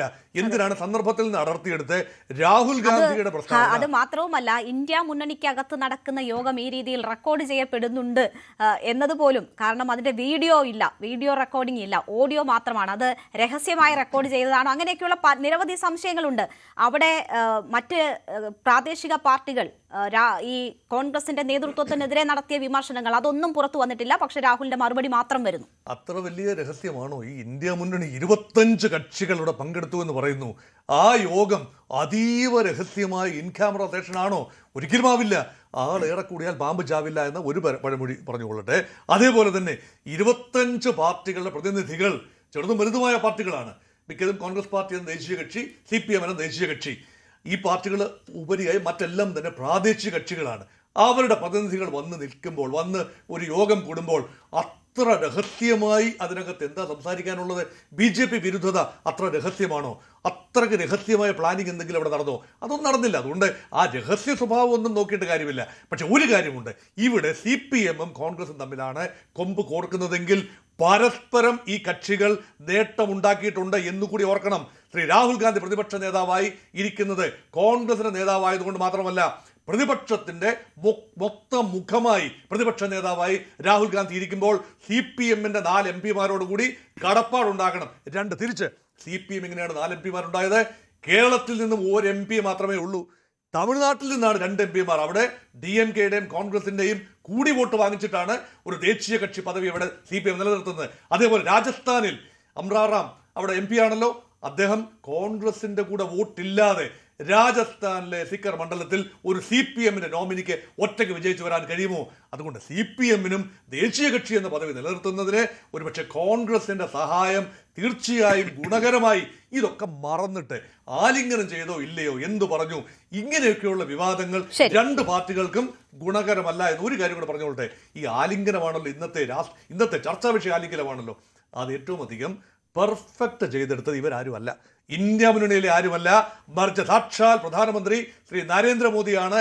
ആലിംഗനത്തിന്റെ രാഷ്ട്രീയം അന്താരാഷ്ട്ര തലത്തിൽ ഇന്ത്യയുടെ ഒരു ഫേസായി വരികയാണ്. അവിടെ എല്ലാ ലോക നേതാക്കളുമായും അടുത്ത ബന്ധമുണ്ട് എന്നത് ഒരു ഒപ്റ്റിക്സായി മാറുകയും അവിടെ അമേരിക്കൻ പ്രസിഡന്റ് ആകട്ടെ, റഷ്യൻ പ്രസിഡന്റ് ആകട്ടെ, ഇനി ഗൾഫ് രാജ്യങ്ങളുടെ നേതാക്കളാകട്ടെ, ആലിംഗനത്തിലൂടെ ഒരു നയതന്ത്രം എന്നത് ഹഗ് ഡിപ്ലോമസി എന്ന രീതിയിൽ വളർത്തിയെടുത്തതും ശ്രീ നരേന്ദ്രമോദിയാണ്. കമ്മ്യൂണിക്കേഷൻസ് വിഭാഗം മേധാവി ജയറാം രമേശ് കഴിഞ്ഞ ദിവസം ഈ യുദ്ധത്തിന്റെ പശ്ചാത്തലത്തിലൊക്കെ അതിനെ വിമർശിക്കുകയും ചെയ്തിരുന്നു. ആലിംഗനം വെറും പൊള്ളയാണ്, വിശ്വഗുരുവിന്റെ ആലിംഗനം എന്ന രീതിയിൽ അതിനെ വിമർശിക്കുകയും ചെയ്തിരുന്നു. ഞാൻ താങ്കളിലേക്ക് തിരിച്ചെത്താം. ശ്രീ D. സുരേഷ് കുമാർ, നോക്കൂ, ഇവിടെ ഇപ്പോൾ പ്രാദേശിക തലത്തിൽ ഏറ്റുമുട്ടൽ നടന്നപ്പോഴുള്ള സാഹചര്യമാണല്ലോ. രാഹുൽ ഗാന്ധി ഇന്ത്യ മുന്നണിയുടെ നേതാവാണ് എന്ന് കരുതി ഏതെങ്കിലും വേദിയിൽ അല്ലെങ്കിൽ ഏതെങ്കിലും പൊതു ഇടങ്ങളിൽ രാഹുലിനെ ആലിംഗനം ചെയ്യുക എന്നത് CPM-കാർക്ക് അന്ന് സാധ്യമാകുന്ന കാര്യമാണോ? പിണറായി വിജയൻ ചെന്ന് രാഹുൽ ഗാന്ധിയെ തെരഞ്ഞെടുപ്പ് സമയത്ത് ആലിംഗനം ചെയ്യുന്ന ഒരു സാഹചര്യം നമുക്ക് പ്രതീക്ഷിക്കാൻ പറ്റുമോ? അല്ലെങ്കിൽ മൃദു സമീപനം സ്വീകരിക്കുന്നത് നിങ്ങൾക്ക് സാധ്യമായിട്ടുള്ളൊരു കാര്യമാണോ? അത് അങ്ങനെയല്ല എന്നത് വളരെ വ്യക്തമാണ്. മാത്രവുമല്ല, നോക്കൂ, ഈ തെരഞ്ഞെടുപ്പുകളുമായി ബന്ധപ്പെട്ട് വോട്ട് ചോരി ആരോപണം രാഹുൽ ഗാന്ധി കൊണ്ടുവന്നു. ഏതെങ്കിലും തരത്തിൽ അതിനെ എൻഡോസ് ചെയ്യാൻ, ആ ആരോപണങ്ങൾക്ക് ബലം പകരാനുള്ള സമീപനം CPM-ന്റെ ഭാഗത്തു നിന്നും ഉണ്ടായിട്ടുണ്ടോ, കേരളത്തിലുണ്ടായിട്ടുണ്ടോ? നിങ്ങളുടെ മാധ്യമങ്ങൾ അതിന് മുൻകൈ എടുത്തിട്ടുണ്ടോ? ഇല്ല എന്ന് കാണാം. നേരത്തെ ഇവിടെ അനിൽ ബോസ് സൂചിപ്പിച്ചതുപോലെ രാഹുൽ ഗാന്ധിയുടെ ഭാരത് ജോഡോ യാത്ര, അതിനോടുള്ള സമീപനം എന്തായിരുന്നു? പരിഹാസങ്ങൾ ഉണ്ടായിട്ടില്ലേ? അപ്പോൾ ഇത് പരസ്പരം മനസ്സിലാക്കി പോകേണ്ടുന്ന കാര്യങ്ങളല്ലേ? ഇത് സാധ്യമല്ല. പ്രാദേശികമായി ഈ ഏറ്റുമുട്ടൽ ഉണ്ടാകും, പക്ഷേ ഒരു കോസിനു വേണ്ടി ദേശീയ തലത്തിൽ ഒരുമിച്ച് പോവുക, അതിനുള്ള സാധ്യതകൾ പ്രയോജനപ്പെടുത്തുക എന്നതാണ് ചെയ്യേണ്ടത്. രാഹുൽ ഗാന്ധി പറഞ്ഞതിന്റെ ക്രക്സ് അതാണ് എന്ന് മനസ്സിലാക്കി ഈ വിവാദത്തെ ആളിക്കത്താതെ നോക്കുക എന്നതല്ലേ ഈ ഘട്ടത്തിൽ ചെയ്യേണ്ടത്? രേണുക, ഇവിടെ കോൺഗ്രസിന്റെ പ്രതിനിധി പറഞ്ഞ ചില കാര്യങ്ങൾക്ക് മറുപടി പറയേണ്ടതായിട്ട് അദ്ദേഹം പൂർണ്ണമായും ഈ ചർച്ചയിൽ തെറ്റിദ്ധരിപ്പിക്കുകയായിരുന്നു. ഒന്ന്, ആലിംഗനത്തിനായി CPM-ന്റെ ഏതെങ്കിലും നേതാവ്, പ്രത്യേകിച്ച് പിണറായിയുടെ ഒരു ശരീരഭാഷ നമുക്ക് എല്ലാവർക്കും അറിയാവുന്നതാണ്, ഞാനിവിടെ പ്രത്യേകം പറയേണ്ട കാര്യമില്ല. വെമ്പൽ കൊണ്ട് നടക്കുന്നില്ല. ശ്രീ രാഹുൽ ഗാന്ധിയുടെ ആലിംഗനത്തിനായി അദ്ദേഹം അങ്ങനെ താണ് വീണ് നിൽക്കുന്ന ഒരാളുമല്ല. പക്ഷെ ഇവിടെ ഇത്തരത്തിൽ ഒരു പദപ്രയോഗം നടത്തി ഇതിനെ ആദ്യം വിവാദമാക്കിയത് ആ വോയിസ് ക്ലിപ്പ് പുറത്തു വിട്ടുകൊണ്ട് വളരെ ഉത്തരവാദിത്വമുള്ള ഒരു രാഷ്ട്രീയ നേതാവായിട്ടുള്ള ശ്രീ രാഹുൽ ഗാന്ധിയാണ്. അതാണ് ഇവിടുത്തെ പ്രധാനപ്പെട്ട പ്രശ്നം. ഒരു പ്രൈം ഇഷ്യൂ എന്ന് പറയുന്നത് അതാണ്. അവിടെ നിന്നാണ് ഈ വിവാദം ഉണ്ടാകുന്നത്. അല്ലാതെ അത്തരത്തിലൊരു വോയിസ് ക്ലിപ്പ് പുറത്തു വന്നതിന് ശേഷം ഉത്തരവാദിത്തപ്പെട്ട രാഷ്ട്രീയ പ്രസ്ഥാനം എന്നുള്ള നിലയിൽ CPM മൗനം പാലിക്കണം എന്ന് പറയുന്നത് അതൊരു അട്ടർ ബ്ലണ്ടർ നിഷ്കർഷയാണ് എന്നാണ് എനിക്ക് അതിനെ സംബന്ധിച്ച് ഇവിടെ സൂചിപ്പിക്കാനുള്ളത്. രണ്ടാമത് അദ്ദേഹം പറഞ്ഞത് ആരെങ്കിലും എഴുതി കൊടുക്കുന്നത് പ്രസംഗിച്ചു എന്ന് പറഞ്ഞു, ഇന്ന് ഞാൻ ആക്ഷേപമായി പറഞ്ഞു എന്ന രൂപത്തിൽ പറഞ്ഞു. അത് പൂർണ്ണമായും തെറ്റാണ്. ബഹുമാനപ്പെട്ട രാഹുൽ ഗാന്ധി തന്നെ പറഞ്ഞു, എന്നെ കോൺഗ്രസിന്റെ കേരളത്തിലെ നേതാക്കന്മാർ, അത് ആരാണെന്ന് എനിക്കറിയില്ല, ആ നേതാക്കന്മാരാണ് എന്നോട് പറഞ്ഞത്, അതുകൊണ്ടാണ് ഞാൻ ചില കാര്യങ്ങൾ അവിടെ പ്രസംഗിച്ചത്. അത് BJP കോൺഗ്രസ് ഞാൻ ഉണ്ടായിരുന്നില്ല. നിങ്ങൾ കേൾക്കൂ. ഞങ്ങളുടെ ദേശീയ നേതാക്കൾ വരുമ്പോൾ അവർക്ക് കേരളത്തിലെ CPM ഡീൽ എന്ന് പറഞ്ഞത് കോൺഗ്രസിന്റെ നേതാക്കന്മാർ പറഞ്ഞിട്ടാണ്. അതുപോലെ തന്നെ അദ്ദേഹം പറഞ്ഞു, പറയാൻ പാടുണ്ടോ? അദ്ദേഹത്തിന്റെ പദവിയുടെ ഒരു മനോഹാരിത വെച്ചെങ്കിലും അദ്ദേഹം പറയാതിരിക്കാനുള്ള ഒരു വാക്കല്ലേ, ED എന്തുകൊണ്ട് പിണറായിയെ ചോദ്യം ചെയ്യുന്നില്ല, അറസ്റ്റ് ചെയ്യുന്നില്ല? ഞാൻ ചോദിക്കട്ടെ, ഇവിടെ ഇപ്പോ EDയുടെ അറസ്റ്റുമായി ബന്ധപ്പെട്ടുണ്ടായ EDയുടെ അറസ്റ്റല്ല, EDയുടെ റെയ്ഡുമായി ബന്ധപ്പെട്ടുണ്ടായ കോലാഹലങ്ങളുമായി ഒക്കെ ഉണ്ടായ വിവാദങ്ങൾ നമുക്കറിയാം. വളരെ പവിത്രമായിട്ടുള്ള ഒരു ചാരിതാർത്ഥ്യ പ്രസംഗമാണ് കോൺഗ്രസ് ഇവിടെ നടത്തിക്കൊണ്ടിരിക്കുന്നത്, ജനങ്ങളെ തെറ്റിദ്ധരിപ്പിച്ചുകൊണ്ടിരിക്കുന്നത്. ED രാഹുൽ ഗാന്ധിയെയും സോണിയാഗാന്ധിയെയും ചോദ്യം ചെയ്തപ്പോ വാഹനം കൂട്ടിയിട്ട് കത്തിച്ച ആളുകളാണ് ഇവിടെ ചില്ലടിച്ച് പൊട്ടിച്ചപ്പോൾ അതിനെതിരായി വലിയ നിലയിലുള്ള പ്രതിഷേധവും സമാധാനത്തിന്റെ വെള്ളരിപ്രാവുകളായി ഈ സമൂഹത്തിലാകെ പറന്ന് നടക്കുന്നത്. നമ്മളിതെല്ലാം കാണാൻ വേണ്ടി നമുക്ക് കഴിയണം. ഇതെല്ലാം മറച്ചു വെച്ചവർക്ക് എത്ര കാലം മുന്നോട്ട് പോകാൻ വേണ്ടി സാധിക്കും? ഇപ്പൊ രാജ്യസഭയിലെ കക്ഷി നേതാവും പാർട്ടി കേന്ദ്ര കമ്മിറ്റി അംഗവുമായിട്ടുള്ള ജോൺ ബ്രിട്ടാസ് ഈ യോഗത്തിലേക്ക് പോകുമ്പോൾ, ഇന്ത്യ മുന്നണിയുടെ യോഗത്തിലേക്ക് പോകുമ്പോൾ അദ്ദേഹം പറയുന്നത് കേവലം ഒരു സംസ്ഥാന കമ്മിറ്റി അംഗത്തെ അയച്ചു, ഞങ്ങൾക്ക് സംസ്ഥാന കമ്മിറ്റി അംഗമായിരുന്നാലും ശരി, കേന്ദ്ര കമ്മിറ്റി അംഗമായിരുന്നാലും ശരി, പാർട്ടി പോളിറ്റ് ബ്യൂറോ മെമ്പറായിരുന്നാലും ശരി, പാർട്ടി ചുമതലപ്പെടുത്തുന്ന സ്ഥലത്ത് പാർട്ടിയുടെ നയങ്ങൾ പറയുക, അതല്ലാതെ അദ്ദേഹത്തിന്റെ വ്യക്തിപരമായ മാഹാത്മ്യം വിളമ്പാനല്ല അവിടെ പോകുന്നത്. അദ്ദേഹത്തിന്റെ ഏതെങ്കിലും വ്യക്തിപരമായ സവിശേഷതകളെ ഏറ്റുപറയാൻ വേണ്ടിയിട്ടല്ല പോകുന്നത്. പാർട്ടി അദ്ദേഹത്തെ ചുമതലപ്പെടുത്തി വിടുന്ന ചില കാര്യങ്ങളുണ്ട്, അത് അദ്ദേഹം വളരെ ഭംഗിയായി അവിടെ അവതരിപ്പിക്കാൻ അദ്ദേഹത്തിന് കഴിവും ശേഷിയുമുണ്ട് എന്ന് തിരിച്ചറിഞ്ഞതുകൊണ്ടാണ് പാർട്ടി അങ്ങോട്ടേക്ക് അയക്കുന്നത്. അതിൽ താങ്കൾ വ്യാകുലപ്പെടേണ്ട കാര്യമില്ലെന്നേ. അതിൽ താങ്കൾ അങ്ങനെ നമ്മളിപ്പോ വ്യാകുലപ്പെട്ട് അങ്ങനെ നിരാശനായി പോകേണ്ട കാര്യമില്ല. ഇവിടുത്തെ പ്രശ്നം പിണറായിയെ എന്തുകൊണ്ട് ED ചോദ്യം ചെയ്യുന്നില്ല, പിണറായിയെ എന്തുകൊണ്ട് CBI അറസ്റ്റ് ചെയ്യുന്നില്ല? അത് രാഹുൽ ഗാന്ധി ചോദിക്കാൻ ഒരു തെരഞ്ഞെടുപ്പിൽ താൽക്കാലികമായ വിജയത്തിന് വേണ്ടി 4 സീറ്റിനും 2 മന്ത്രിസ്ഥാനത്തിനും വേണ്ടി ഇത്രയും ഇന്ത്യയുടെ പരമോന്നതമായിട്ടുള്ള ജനാധിപത്യത്തെ സംരക്ഷിക്കാൻ ഇറങ്ങി പുറപ്പെട്ടിരിക്കുന്ന ഒരു നേതാവ് പ്രാദേശികമായ ഒരു ഇലക്ഷനിൽ വന്നു നിന്ന് പറയേണ്ട പദപ്രയോഗങ്ങളാണോ എന്നതിനെ സംബന്ധിച്ചുള്ള സ്വയം വിമർശനമായ ചിന്ത ഉണ്ടാകേണ്ടത് രാഹുൽ ഗാന്ധിക്കാണ്. അദ്ദേഹത്തിന് ഉണ്ടായിട്ടുണ്ടോ ഇല്ലേ എന്നുള്ളതിനെ സംബന്ധിച്ചുള്ളത് വേറെ കാര്യം.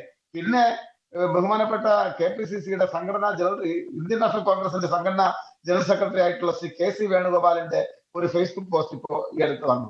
ഞാൻ മനസ്സിലാക്കുന്നത് ശരിക്കും ഈ ഇവിടുത്തെ ഒരു യൂത്ത് കോൺഗ്രസ് നേതാവിനേക്കാൾ, ഒരു യൂണിറ്റിലെ യൂത്ത് കോൺഗ്രസ് നേതാവിനേക്കാൾ തരംതാണ ഒരു ഫേസ്ബുക്ക് പോസ്റ്റാണ്. അതായത് രാഹുൽ ഗാന്ധിയുടെ ഫോട്ടോ, ഇതൊക്കെ പഴകി തേഞ്ഞ ക്ലീഷേ ഡയലോഗ്സ് അല്ലേ. രാഹുൽ ഗാന്ധിയുടെ ഫോട്ടോ കാണിച്ചാണ് തമിഴ്നാട്ടിൽ വോട്ട് പിടിച്ചതെന്ന്. നമ്മളെല്ലാവരും ഒരു മുന്നണിയാണെന്നേ. അവിടെ ഞാൻ കണ്ടത്, ഞാൻ അവിടെ തെരഞ്ഞെടുപ്പ് പ്രചരണത്തിന് വേണ്ടി പോയ ആളാണ്. ചെങ്കൊടിയും ത്രിവർണ്ണ പതാകയും അതുപോലെ തന്നെ DMKയുടെ പതാകയും ഒക്കെ ഒരുമിച്ച് കൂട്ടിക്കെട്ടി MA ബേബിയുടെ, രാഹുൽ ഗാന്ധിയുടെയും സ്റ്റാലിന്റെയും ഒക്കെ ഫോട്ടോ ഒരേപോലെ വെച്ച് അങ്ങനെ പോസ്റ്റർ അടിച്ച് അങ്ങനെയാണ് വോട്ട് നേടി ഈ നിലയിലുള്ള നിങ്ങൾക്ക് 5 സീറ്റ് ഞങ്ങൾക്ക് 2 സീറ്റ് ലഭ്യമായത്. അവിടെ നിങ്ങൾ വളരെ തീരുമാനിക്കപ്പെടുന്നതിന് മുമ്പേ തന്നെ കൊലച്ചതി കാണിച്ചുകൊണ്ട് അപ്പുറത്ത് കൊലതിനെതിരായിട്ടാണ് ശ്രീ MK സ്റ്റാലിൻ ചില പദപ്രയോഗങ്ങൾ നിങ്ങൾക്കെതിരായി നടത്തിയിട്ടുള്ളത്. അത് നിങ്ങൾ മനസ്സിലാക്കണം. ഇപ്പൊ ഇങ്ങനെ തുടർച്ചയായി പറഞ്ഞുകൊണ്ടിരിക്കുകയാണ്. ഇവിടെ അതിനകത്ത് വ്യത്യസ്തമായ ഒരു നിലപാട് സ്വീകരിച്ചത് ഇവിടെ അവസാനം പറഞ്ഞ മാധ്യമപ്രവർത്തകൻ കൂടിയായിട്ടുള്ള സാർ, അദ്ദേഹം ചില കാര്യങ്ങളോട് സൂചിപ്പിച്ചു. ഇതിലൊരു കൂട്ടുത്തരവാദിത്വമാണ്. ഇത് എല്ലാവരിൽ നിന്നും ഒരുമിച്ച് ചേരേണ്ടുന്ന സമ്മിശ്ര പ്രതികരണങ്ങളാണ്. ആരെയും മുറിവേൽപ്പിക്കാതെ അടിസ്ഥാനപരമായിട്ടുള്ള ഐക്യം കാത്തു സൂക്ഷിച്ചുകൊണ്ടുള്ള പദപ്രയോഗങ്ങളാണ് ഉണ്ടാകേണ്ടത്. എന്തേ രാഹുൽ ഗാന്ധി അതിൽ നിന്നും വ്യതിചലിക്കുന്നു എന്നുള്ളതാണ് പ്രസക്തമായ ചോദ്യം. തന്റെ അണികളെ തൽക്കാലത്തെങ്കിലും ആഹ്ലാദിപ്പിക്കാൻ വേണ്ടിയിട്ടുള്ള ഒരു ഇടപെടൽ നടത്തുമ്പോൾ അത് ഒരു വലിയ കെട്ടുറപ്പിനെ സാരമായി ബാധിക്കുന്നുണ്ട് എന്ന തിരിച്ചറിവ് എന്തുകൊണ്ട് രാഹുൽ ഗാന്ധിക്ക് ഇല്ലാതെ പോയി എന്നതാണ് ഇവിടെ ഉയരുന്ന പ്രസക്തമായിട്ടുള്ള ചോദ്യം. പിന്നെ അദ്ദേഹം പറഞ്ഞൊരു കാര്യം എന്ന് പറയുന്നത്, ഒറ്റ കാര്യം കൂടെ ഞാൻ അവസാനിപ്പിക്കാം. അദ്ദേഹം പറഞ്ഞൊരു കാര്യം എന്ന് പറയുന്നത്, ഈ എനിക്ക് വ്യക്തിപരമായിട്ടുള്ള അനിൽ ബാസുയുടെ പ്രോംപ്റ്റ് ചെയ്ത കാര്യമാണ്, വ്യക്തിപരമായിട്ടുള്ള വിരുദ്ധതയില്ല, ഞങ്ങൾ സ്നേഹത്തിന്റെ കടയിൽ പിണ്ണാക്ക് കച്ചവടം നടത്തുന്നവരാണ്. പിന്നെ നിങ്ങൾ എന്തിനാ പിണറായി വിരുദ്ധത പറയുന്നത്? ഇത് രണ്ടും കൂടെ ഒരുമിച്ച് എങ്ങനെ പോകും? വ്യക്തിപരമായിട്ടുള്ള വിരുദ്ധത കാത്തു സൂക്ഷിക്കാത്ത നിങ്ങൾ, സ്നേഹത്തിന്റെ കടയിൽ പിണ്ണാക്ക് കച്ചവടം നടത്തുന്ന നിങ്ങൾ എങ്ങനെയാണ് പിണറായി വിരുദ്ധത ആളി കത്തിക്കാൻ വേണ്ടിയിട്ടാണ് ഞങ്ങൾ ഇത് ചെയ്തത് എന്ന് നിങ്ങൾ എങ്ങനെ ഇവിടെ പറയും? ഇത് രണ്ടും കൂടെ ഒരുമിച്ച് പോകുന്നില്ലല്ലോ. അപ്പൊ അതൊക്കെ എന്ന് പറയുന്നത് നിങ്ങളുടെ ഇരട്ടത്താപ്പാണ്, നിങ്ങളുടെ രാഷ്ട്രീയത്തിന്റെ വികൃതമായ മുഖത്തെയാണ് ഇവിടെ വെളിപ്പെടുത്തുന്നത്. അത് നിങ്ങൾ മനസ്സിലാക്കണം. നിങ്ങൾക്ക് ഇവിടെ സൂചിപ്പിച്ചു, BJPയുടെ പ്രതിനിധി ചില കാര്യങ്ങൾ സൂചിപ്പിച്ചു. നിങ്ങൾക്ക് ഒരു വലിയ ധാർമ്മികമായിട്ടുള്ള ഉത്തരവാദിത്വമുണ്ട്.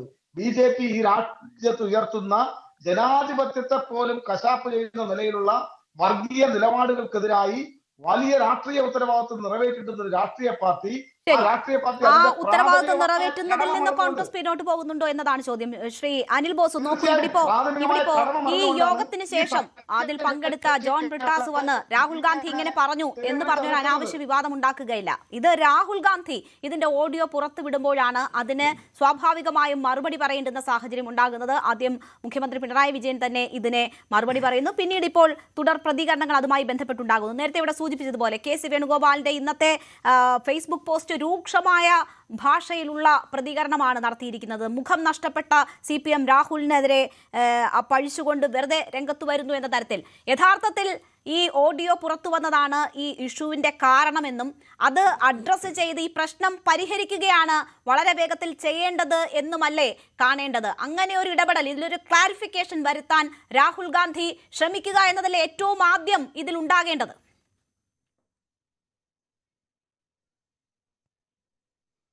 അതിനു മുമ്പ് എനിക്ക് മറ്റു ചില കാര്യങ്ങൾ പറയാനുണ്ട്. ഈ ചർച്ചയിൽ പറഞ്ഞു ഇന്ത്യ സഖ്യത്തിന്റെ രൂപീകരണത്തിന് നേതൃത്വം നൽകിയ ആൾ BJPയുടെ മുന്നണിയിലേക്ക് പോയി. സഹോദര, BJP സ്നേഹിത, സഹോദരൻ അറിയേണ്ടത് അദ്ദേഹം ഇന്ത്യ സഖ്യത്തിലേക്ക് വന്നത് NDAയുടെ ചെയർമാനായിട്ടിരിക്കുമ്പോഴാണ്. മനസ്സിലായില്ലേ? ഇന്ത്യ സഖ്യത്തിലേക്ക് അദ്ദേഹം വരുന്നത് NDAയുടെ ചെയർമാൻ സ്ഥാനത്ത് നിന്നാണ് വരുന്നത്. അല്ലാതെ ഒരു സുപ്രഭാതത്തിൽ ഇന്ത്യ സഖ്യത്തിൽ പ്രവർത്തിച്ചിട്ട് അങ്ങോട്ട് പോയതല്ല. അവിടുന്ന് ഇങ്ങോട്ട് വന്നു, നിങ്ങളെ സഹിക്കാൻ പറ്റാഞ്ഞിട്ട്. ഇവിടെ വന്നപ്പോൾ അദ്ദേഹത്തെ പ്രധാനമന്ത്രി സ്ഥാനാർത്ഥിയാക്കണമെന്ന് പറഞ്ഞു. മനസ്സിലായില്ലേ? BJPയുടെ ചുമതലക്കാരനായിരുന്ന ഒരാൾ ഇവിടെ വന്നിട്ട് നാളെ രാവിലെ പ്രധാനമന്ത്രി സ്ഥാനാർത്ഥിയാണ്, ഞങ്ങളെല്ലാം ചുമന്നോളം എന്ന് പറഞ്ഞാൽ അതിന് തയ്യാറല്ല എന്ന് അന്ന് ഇന്ത്യ സഖ്യത്തിൽ കൂടിയ 28 പാർട്ടികളിൽ 27 പാർട്ടികളും തീരുമാനിച്ചപ്പോൾ അദ്ദേഹം തിരിച്ചു വന്ന് നിങ്ങളുടെ കൂടെ കൂടി എന്നുള്ളതാണ് യാഥാർത്ഥ്യം. അതുകൊണ്ട് അത് ആദർശശുദ്ധിയുടെ ഭാഗമായിട്ട് അവതരിപ്പിക്കാൻ ശ്രമിക്കേണ്ട പ്രധാനപ്പെട്ട ഒരു കാര്യം ഇവിടെ ആരോപിച്ചതിന് മറുപടിയായിട്ട് ഞാൻ പറഞ്ഞതാണ്. ഇനി മറ്റൊന്ന്, ഞങ്ങളെ സംബന്ധിച്ചിടത്തോളം ഇന്ത്യ സഖ്യത്തിന്റെ ഭാഗമായിട്ടുള്ള നേതാക്കൾ എല്ലാവരും ചേർന്ന് എത്രയോ പോരാട്ടങ്ങൾ നടത്തി കഴിഞ്ഞ കാലങ്ങളിൽ. ഒരൊറ്റ പോരാട്ടത്തിലെങ്കിലും ഇന്ത്യ സഖ്യത്തിന്റെ അഖിലേഷ് യാദവ് അടക്കം ഓരോ സംസ്ഥാനത്തെയും ഓരോ പാർട്ടിയുമായി ബന്ധപ്പെട്ട നേതാക്കൾ, ഈ അരവിന്ദ് കേജ്രിവാൾ അടക്കമുള്ള ആളുകൾ പങ്കെടുത്തിട്ട് പോലും പിണറായി വിജയൻ ഏതെങ്കിലും ഒരു സന്ദർഭത്തിൽ ഇന്ത്യ സഖ്യത്തിന്റെ ഒരു പ്ലാറ്റ്ഫോമിൽ വന്നതെന്ന് ചൂണ്ടിക്കാണിക്കാമോ? ഇന്ത്യ സഖ്യത്തിന്റെ പ്ലാറ്റ്ഫോമിൽ വന്ന് ഇന്ത്യയുടെ ഫാസിസ്റ്റ് ഭരണകൂടമായ നരേന്ദ്രമോദി ഭരണകൂടത്തിനെതിരായി ഒരിക്കലെങ്കിലും ആ പ്ലാറ്റ്ഫോമിൽ വന്നതായി നിങ്ങൾക്ക് ചൂണ്ടിക്കാണിക്കാൻ കഴിയുമോ? MA ബേബി വന്നിട്ടുണ്ടില്ല എന്ന് ഞാൻ പറയുന്നില്ല, സീതാറാം യെച്ചൂരി വന്നിട്ടുണ്ടില്ല എന്ന് ഞാൻ പറയുന്നില്ല. ഇന്ത്യയിൽ ആകെയുള്ള ഒരു മുഖ്യമന്ത്രി വന്നോ? എന്തുകൊണ്ടാണ് വരാത്തത്? സ്വാഭാവികമായും അദ്ദേഹത്തിന്റെ കുടുംബത്തിൽപ്പെട്ട ആളുകളടക്കം പ്രതിയായ ED കേസ് മറ്റുള്ള രാഹുൽ ഗാന്ധിയെ ചോദ്യം ചെയ്യാൻ മടിയില്ലാത്ത, സോണിയാഗാന്ധിയെ ചോദ്യം ചെയ്യാൻ ഭയമില്ലാത്ത, അല്ലെങ്കിൽ മറ്റേതെങ്കിലും പാർട്ടികളിൽപ്പെട്ട ആളുകളെ ചോദ്യം ചെയ്യാൻ മടിയില്ലാത്ത ആളുകൾ കേരളത്തിന്റെ മുഖ്യമന്ത്രിയുടെ മകൾ പ്രതിയായ കേസിൽ ചോദ്യം ചെയ്യാൻ അന്നെന്തുകൊണ്ട് തയ്യാറായില്ല എന്ന ചോദ്യം വളരെ വ്യക്തമാണെന്നേ. വ്യക്തമാണ്. ലാവ്ലിൻ കേസ് ഇത്രയും തവണയായി സുപ്രീം കോടതിയിൽ നീട്ടിക്കൊണ്ടു പോകുന്നു. ഇന്ത്യയുടെ ചരിത്രത്തിൽ കേട്ടുകേൾവിയില്ലാത്തതാണ്. അങ്ങനൊരു കേസ് മാറ്റിക്കൊണ്ടു പോകുമ്പോൾ അവിടെ BJP മൗനം പാലിക്കുന്നു, കേന്ദ്ര സർക്കാർ മൗനം പാലിക്കുന്നു. അപ്പോൾ സ്വാഭാവികമായ ആളുകൾ സംശയിക്കുന്നേ. ഇന്ത്യയിലെ മറ്റ് CPMകാർ, മറ്റ് സംസ്ഥാനത്തെ CPMമാർ, ഇവിടുത്തെ ലീഡർഷിപ്പ് അടക്കമുള്ള ആളുകൾ പലപ്പോഴും സഹകരിക്കാൻ തയ്യാറാകുമ്പോഴും കേരളത്തിലെ മുഖ്യമന്ത്രി ആ പ്ലാറ്റ്ഫോമിലേക്ക് വരാൻ തയ്യാറായില്ല, ഭയന്ന് നിൽക്കുന്നു. അത് കാണുമ്പോൾ ആർക്കാണ് സംശയം ഉണ്ടാകാത്തത്? അത് ഞങ്ങൾ ചൂണ്ടിക്കാണിക്കും. അങ്ങനെ ആളോട് യോജിച്ചു പോകാൻ ബുദ്ധിമുട്ടുണ്ടാകും. ഇവിടെ മോഹൻ വർഗീസ് വളരെ കൃത്യമായി പറഞ്ഞു, ആലിംഗനം എന്ന വാക്ക് എന്ന് പറഞ്ഞാൽ, ആലിംഗനം എന്ന വാക്ക് എന്ന് പറയുന്നത് കെട്ടിപ്പിടുത്തത്തിന്റെ ഭാഗമായിട്ടുള്ളതല്ല, യോജിച്ചു പോകുന്നതിൽ ഉള്ള വിയോജിപ്പാണ് സൂചിപ്പിച്ചത്. എന്തുകൊണ്ട് വിയോജിക്കുന്നു എന്നാണ് ചോദ്യമെങ്കിൽ അതിന് ഉത്തരം ഇതാണ്. ഇന്ത്യ സഖ്യത്തിന്റെ ഭാഗമായി നിൽക്കുന്ന മുഴുവൻ കക്ഷികളും ഒരുമിച്ച് നടത്തുന്ന ഒരുപാട് പോരാട്ടങ്ങൾ രാജ്യം കണ്ടപ്പോൾ ആ ഒരു പോരാട്ടത്തിൽ പോലും പങ്കാളിത്തം നൽകാതെ കേന്ദ്ര സർക്കാരുമായി ഒത്തുതീർപ്പ് രാഷ്ട്രീയം നടത്തിയ വ്യക്തിയാണ് പിണറായി വിജയൻ എന്ന ഉത്തമ ബോധ്യമാണ്. പിന്നെ ED വന്ന് അന്വേഷിച്ചാൽ ഉടനെ തന്നെ കോൺഗ്രസുകാരെല്ലാവരും കൂടി പ്രൊട്ടസ്റ്റ് നടത്തിയവരാണ്, വാഹനങ്ങൾ കത്തിച്ചവരാണ്. ഞങ്ങൾ പ്രൊട്ടസ്റ്റ് നടത്തിയിട്ടുണ്ട്, പ്രതിഷേധിച്ചിട്ടുണ്ട്. പ്രതിഷേധിക്കാൻ ഈ രാജ്യത്ത് ജനാധിപത്യ ക്രമത്തിൽ ഇന്ത്യൻ കോൺസ്റ്റിറ്റ്യൂഷൻ അനുവദിക്കുന്നുണ്ട്. നിങ്ങളും പ്രതിഷേധിക്കണം. ഒരു തർക്കവുമില്ല. ഇവിടെ കേന്ദ്ര ഏജൻസികൾ കേരളത്തിലേക്ക് അന്വേഷിക്കാൻ വരുന്നത് കല്യാണക്കുറി കൊടുക്കുന്നത് പോലെ കേരളത്തിന്റെ മുഖ്യമന്ത്രി കത്ത് കൊടുത്തിട്ടാണ് വന്നത്. അന്നത്തെ മുഖ്യമന്ത്രിയായ പിണറായി വിജയൻ കത്ത് കൊടുത്തിട്ടാണ് കേന്ദ്ര ഏജൻസികൾ കേരളത്തിലേക്ക് വന്നത്. അന്വേഷണം മുഖ്യമന്ത്രിയുടെ മുറിയിലേക്കും മുഖ്യമന്ത്രിയുടെ വീട്ടിലേക്കും ചെന്നപ്പോഴാണ് നിങ്ങൾ LDF കൂടി കേന്ദ്ര ഏജൻസികൾക്കെതിരെ സമരം നടത്തിയത്. അത് ശരിയല്ല. അതാണ് പ്രശ്നം. വിളിച്ചു വരുത്തി അന്വേഷിച്ച് പിടിക്കപ്പെടുമെന്ന് ഉറപ്പാകുമ്പോൾ ഒത്തുതീർപ്പുണ്ടാക്കുക, കയ്യിൽ നിൽക്കുന്നില്ല എന്ന് തോന്നുമ്പോൾ കേന്ദ്ര ഏജൻസികൾക്കെതിരെ സമരം നടത്തുക, അത് ശരിയല്ല എന്ന രാഷ്ട്രീയമാണ് ഞങ്ങൾ മുന്നോട്ട് വെക്കുന്നത്. ഞങ്ങൾ കേന്ദ്ര ഏജൻസികളുടെ ഇടപെടലുകളെ എതിർക്കുന്നു. എന്തിനാ എതിർക്കുന്നത്? പ്രതിപക്ഷ പാർട്ടികളെ മാത്രം വേട്ടയാടുന്നതിനാണ് എതിർക്കുന്നത്. ഞങ്ങളുടെ നേതാക്കളെ അറസ്റ്റ് ചെയ്യുമ്പോഴോ അല്ലെങ്കിൽ ഞങ്ങളുടെ നേതാക്കളെ ചോദ്യം ചെയ്യുമ്പോഴോ ഞങ്ങൾ അതിനൊന്നും പ്രതിഷേധിച്ചിട്ടില്ല. ഞങ്ങൾ നിയമത്തിന്റെ മാർഗം നോക്കിയിട്ടുണ്ട്. ഞങ്ങളുടെ നേതാക്കളിൽ ജയിലിൽ പോയവരുണ്ട്. ഞങ്ങൾ പോരാട്ടം നടത്തിയിട്ടുണ്ട്, പ്രതിഷേധ ജാഥകൾ നടത്തിയിട്ടുണ്ട്. ഉറപ്പാണെന്നേ. പക്ഷെ ഒരിക്കലും ഒരു അന്വേഷണ ഉദ്യോഗസ്ഥനെ കയ്യേറ്റം ചെയ്യുകയോ അവരെ ആക്രമിക്കുകയോ അവരുടെ വാഹനം തല്ലിപ്പൊട്ടിക്കുകയോ എന്നിട്ട് ആ കാറുകാരനെ നന്നാക്കി കൊടുക്കാമെന്ന് പറഞ്ഞു പോവുകയോ ഞങ്ങൾ ചെയ്തിട്ടില്ല. നിങ്ങളൊന്ന് ആലോചിച്ച് നോക്കി, എന്തേ നിങ്ങൾ ഇപ്പോൾ പോകുന്നില്ല? എന്തുകൊണ്ട് ഇപ്പോൾ നിങ്ങളുടെ പാർട്ടി എന്തിനാണ് നിങ്ങളുടെ പാർട്ടി മെമ്പറല്ലാത്ത വീണ വിജയന്റെ വീട്ടിൽ ED വന്നപ്പോൾ നിങ്ങൾ എന്തിനാണ്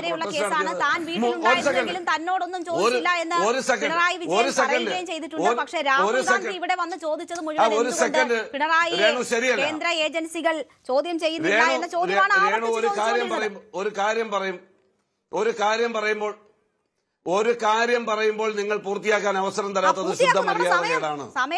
ഞാൻ പറയുന്നത് ഒരു കേന്ദ്ര ഏജൻസി വന്നു, അത് പറയട്ടെ, കേന്ദ്ര ഏജൻസി വന്നു. ആ ഏജൻസി വന്നത് ശരിയല്ലാത്ത രീതിയുണ്ട്. ലീഗലായി ചോദ്യം ചെയ്യാം, ഇവർക്ക് ജാഥ നടത്താം. പക്ഷെ ആ ഉദ്യോഗസ്ഥന്മാരെ കയ്യേറ്റം ചെയ്യാൻ ഇവർക്ക് എന്താ അവകാശം? അതിന്റെ പേരിൽ 300 പാർട്ടി സഖാക്കൾ പ്രതികളായി 8ഓളം ആളുകൾ ജയിലിൽ കിടക്കുന്നു. നിങ്ങൾ 4 ആൾക്കാർക്കെങ്കിലും ജാമ്യം കിട്ടി. എന്താ ഇപ്പോൾ CPM പറയുന്നു വീണയെ പ്രൊട്ടക്ട് ചെയ്യേണ്ട കാര്യം ഞങ്ങൾക്കില്ല? ഞങ്ങൾക്ക് വീണയെ പ്രൊട്ടക്ട് ചെയ്യേണ്ട കാര്യമില്ല, അവർ പാർട്ടി മെമ്പറല്ല ഇന്ന് പറയുന്നു. എന്തിനാണ് ഈ 8 പാവങ്ങൾ ജയിലിൽ പോയത്? എന്തിനാണ് ഈ 8 പാവങ്ങൾ ജയിലിൽ പോയത്? എന്തിനാണ് 300 ആളുകൾ പ്രതിയായത്? അപ്പം ഇവർ കുരുതി കൊടുക്കല്ലേ ചെയ്തത്?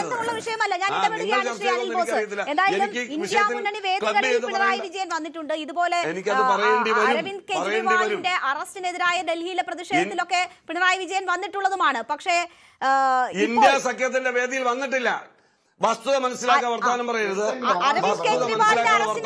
ഇന്ത്യ സഖ്യത്തിന്റെ ഒരു വേദിയിലും രാഹുൽ ഗാന്ധി എന്ന് പറയുന്ന അരവിന്ദ് കെജ്രിവാളിന്റെ അറസ്റ്റിൽ വേറെ സമരത്തിൽ പങ്കെടുത്തിട്ടുണ്ടാവും. ഇന്ത്യ സഖ്യത്തിന്റെ വേദിയിൽ വന്നിട്ടില്ല. ഇന്ത്യ സഖ്യത്തിന്റെ വേദിയിൽ വന്നിട്ടില്ല.